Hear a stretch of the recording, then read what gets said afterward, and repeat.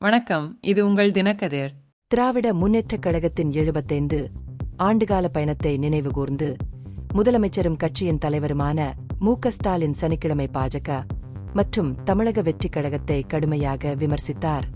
சென்னையில் நடைபெற்ற கட்சியின் பிளாட்டினம் விழா கொண்டாட்டங்களில் பேசிய அவர், திமுகவின் சித்தாந்த வலிமையை புரிந்து கொள்ளாதவர்களும் அதன் தியாகங்களை ஒப்புக்கொள்ளாதவர்களும் கட்சியை மிரட்ட முயற்சிக்கிறார்கள் என்று கூறினார். அதன் பாரம்பரியத்தை அறியாத இன்னும் சிலர் அதன் வெற்றியை பிரதிபலிக்க பகற்கனவு காண்கிறார்கள் என்றும் அவர் கூறினார். வள்ளுவர் கோட்டத்தில் திமுகவின் இளைஞர் அணி ஏற்பாடு செய்த அறிவு விழாவில் உரையாற்றிய ஸ்டாலின், கட்சியின் சித்தாந்த அடித்தளமே அதன் மிகப்பெரிய பலமாக இருந்து வருகிறது என்று கூறினார்.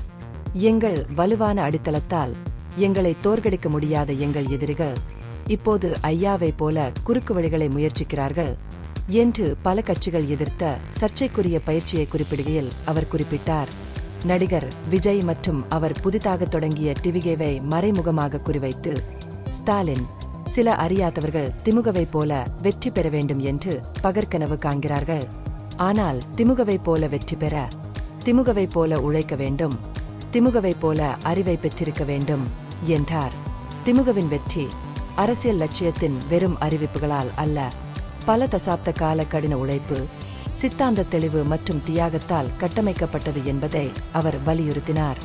நாங்கள் ஒரு கட்சியை தொடங்கியுள்ளோம், நான் அடுத்த முதலமைச்சராக வருவேன் என்று அறிவித்து மட்டும் திமுக ஆட்சிக்கு வரவில்லை என்று ஸ்டாலின் கூறினார். உயர் தலைமையிலிருந்து அடிமட்ட ஊழியர்கள் வரை 18 ஆண்டுகள் இடைவிடாத போராட்டம் தேவைப்பட்டது. நமது சித்தாந்தத்தை பரப்ப நமது தலைவர்கள் கஷ்டங்களை எதிர்கொண்டனர், புத்தகங்கள் எழுதினர், பத்திரிகைகளை வெளியிட்டனர், நாடகங்களை அரங்கேற்றினர், சிறைவாசம் கூட அனுபவித்தனர். இந்த வரலாற்றை அறியாதவர்கள் இப்போது நம்மை மிரட்ட முயற்சிக்கிறார்கள் அல்லது நம்மை பின்பற்ற கனவு காண்கிறார்கள். இளைய தலைமுறையினரிடையே கட்சியின் பாரம்பரியத்தை முன்னெடுத்துச் செல்வதற்காக இளைஞர் அணிச் செயலாளரும் துணை முதலமைச்சருமான உதயநிதி ஸ்டாலினின் முயற்சிகளையும் முதல்வர் பாராட்டினார். உதயநிதி லட்சக்கணக்கான இளைஞர்களை திமுகவின் வரலாறு மற்றும் கொள்கைகளை எடுத்துரைப்பதன் மூலம் திறம்பட இணைத்து வருகிறார் என்று அவர் கூறினார். செயல்முறைக்கு தனது எதிர்ப்பை மீண்டும் வலியுறுத்திய ஸ்டாலின், பல கட்சிகளின் ஆட்சேபனைகள் இருந்தபோதிலும் தேர்தல் காலத்தில் இது ஏன் நடத்தப்படுகிறது என்று கேட்டார். திமுக சட்ட ரீதியாகவும் அரசியல் ரீதியாகவும் இதை தொடர்ந்து எதிர்க்கும் என்று அவர் வலியுறுத்தினார்.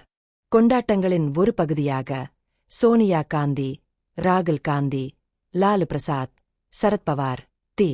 ராஜா மற்றும் அருக் அப்துல்லா உள்ளிட்ட தேசிய தலைவர்கள் மற்றும் சிந்தனையாளர்களின் கட்டுரைகளின் தொகுப்பான காலத்தின் நிறம் கருப்பு சிவப்பு என்ற 1120 பக்க புத்தகத்தை ஸ்டாலின் வெளியிட்டார். திமுகவின் தேசிய செல்வாக்கை எடுத்துரைத்த ஸ்டாலின், கட்சியின் சமூக நீதி, சுயமரியாதை, மாநில சுயாட்சி மற்றும் கூட்டாட்சி கொள்கைகள் இந்தியா முழுவதும் எதிரொலித்துள்ளதாகவும் அதன் எதிரிகளை அமைதியற்றவர்களாகவும் ஆக்கியுள்ளன என்றும் கூறினார். ஒரு வார கால விழாவில் முற்போக்கான வெளியீடுகளின் புத்தக கண்காட்சி, திமுகவின் வரலாறு குறித்த கண்காட்சி மற்றும் முன்னணி சித்தாந்தவாதிகளுடன் 2 நாள் கருத்தரங்கு ஆகியவை இடம்பெறுகின்றன. இந்த பகுப்பாய்வு நுண்ணறிவுள்ளதாக கண்டால் முக்கியமான அரசியல் முன்னேற்றங்கள் குறித்த கூடுதல் புதுப்பிப்புகளுக்கு லைக் செய்யவும், ஷேர் செய்யவும், சப்ஸ்கிரைப் செய்யவும். இது உங்கள் தினக்கதிர். நன்றி.